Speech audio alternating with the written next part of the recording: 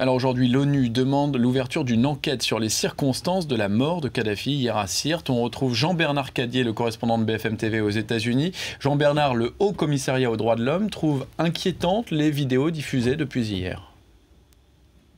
Oui, c'est le Haut Commissariat aux droits de l'homme, effectivement, de l'ONU qui demande une enquête. Et c'est vrai qu'en matière de droits de l'homme, l'ONU est fondée à se poser des questions. Car si l'on voit ces vidéos, ces photos, on ne comprend pas grand-chose. Mais on comprend au moins une chose, c'est qu'il n'y a pas eu de procès.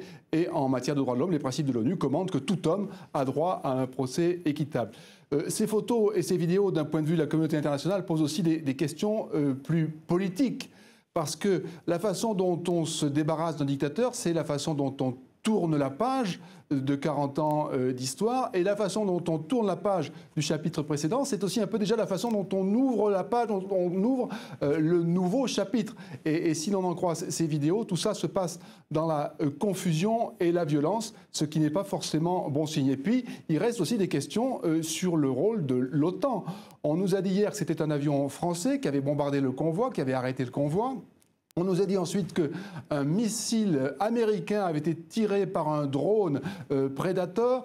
Ce matin, les médias américains disent que finalement, non, il n'y a pas eu de missile américain. Le drone s'est seulement contenté de repérer le convoi.